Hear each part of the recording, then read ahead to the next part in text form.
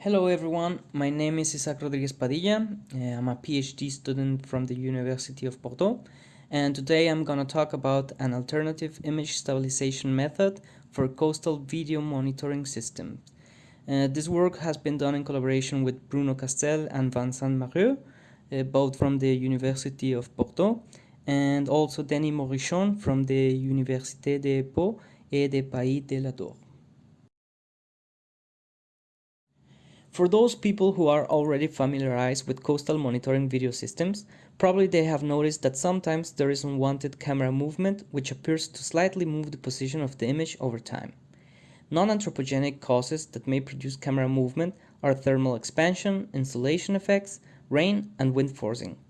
In coastal imagery, many authors have proposed different post-processing procedures to compensate for camera movement. These procedures are referred to as image stabilization methods. One primary problem with existing stabilization methods is that they are sensitive to changes in illumination, making them prone to failure. The purpose of the present work is to develop a new straightforward method for image stabilization to overcome this limitation and avoid positioning error in the image. Okay, to begin with, 5 years of daily images were collected from a 3-camera permanent video system located at Anglet Beach. For those who doesn't know where Anglet Beach is on the Basque coast in southwestern France. As you can see in this figure, the 3 cameras are installed inside a lighthouse 70 meters above mean sea level.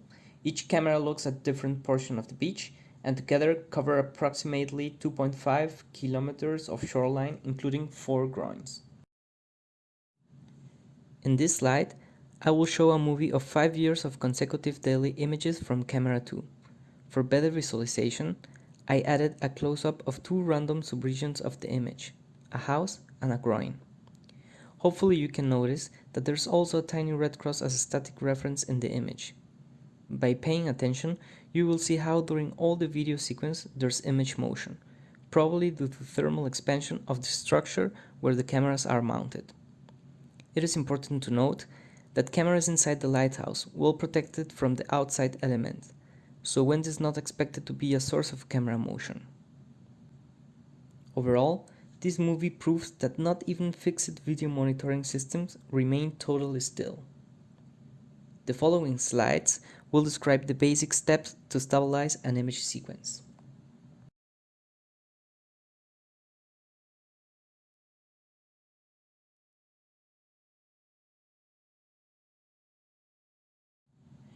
The first step of the image stabilization method consists of defining a reference image.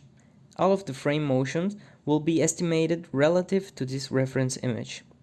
Although the reference image can be any frame, if the image will be further geo-rectified, the reference image should correspond to the time when the ground control points were surveyed. The next step is to identify what is called the key points. Key points are static reference points located on recognizable land features, such as buildings or any inland structure containing corners. Around each key point, a sub-image region should be manually defined. The sub-image region will act as a search region to identify the future associated to the key point that will be drifting over time. So it is very important that the size of the sub-image region is large enough to contain the shifted key point during all the image sequence. The number of key points will depend on the geometric transformation that will be used to align the whole frame with the reference image. For a similarity transformation, at least 2 non-collinear key points distributed as much as possible throughout the reference image are necessary. The next step is key point matching. Key point matching describes the core of the stabilization method. The goal is to find the displacement of each key point inside the different sub-image regions. Using the same example of the house, panels A and B show the reference and shifted sub-image regions respectively. The next step is to apply a canny edge detector to both subregions. The canny edge detector is used to locate and extract the corners and boundaries of the features, making it more robust against contrast and brightness variation between frames. After that, a subpixel cross-correlation algorithm is used to find the 2-dimensional displacement or pixel shift of the key point. With this information, key points can be matched against themselves via translation in order to stabilize the subimage region with respect to the reference region. The pixel shift of the key point is computed and stored for each subimage region and for each frame iteratively.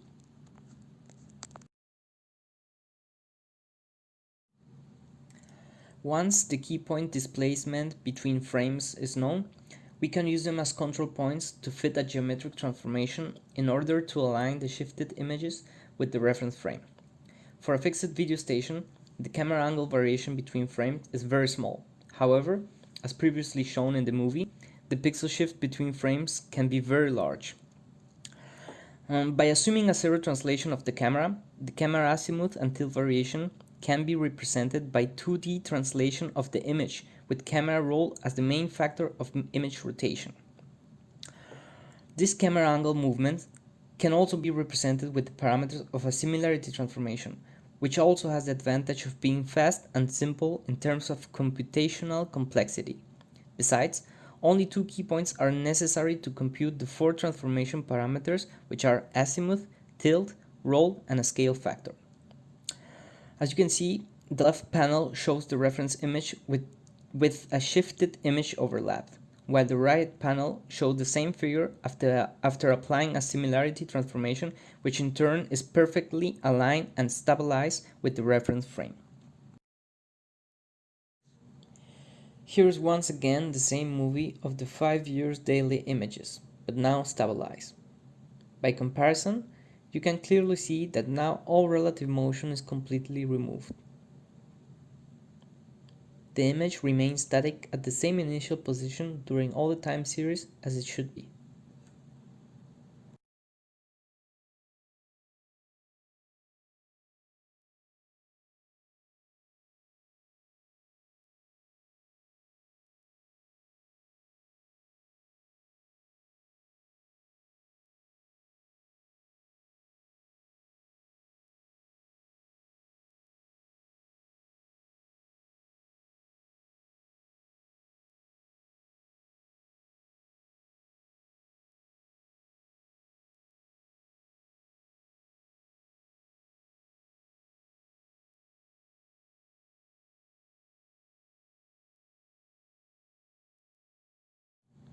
Okay, in this slide I'm showing you a summary of the previously video that I just showed you, but now including all the 3 cameras.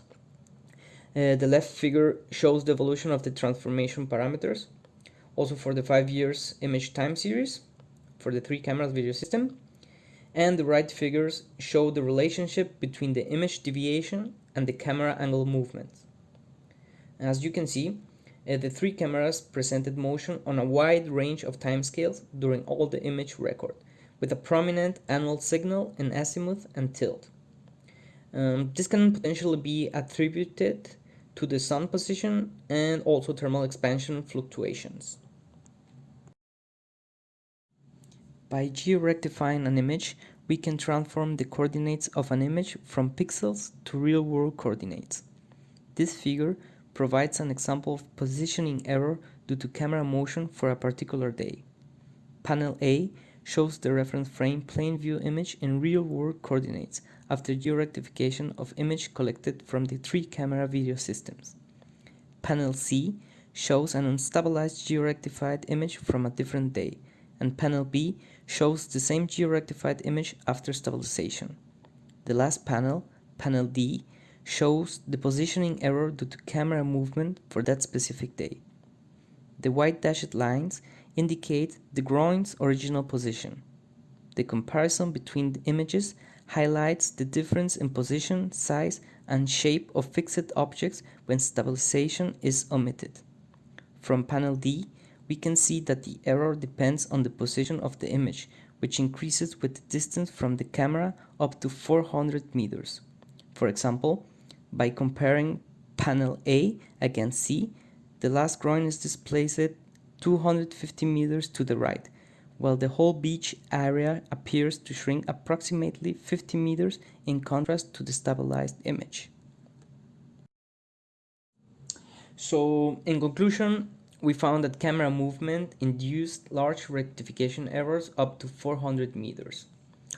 In general, the proposed stabilization method successfully corrects camera geometry by removing the relative frame motion after video acquisition.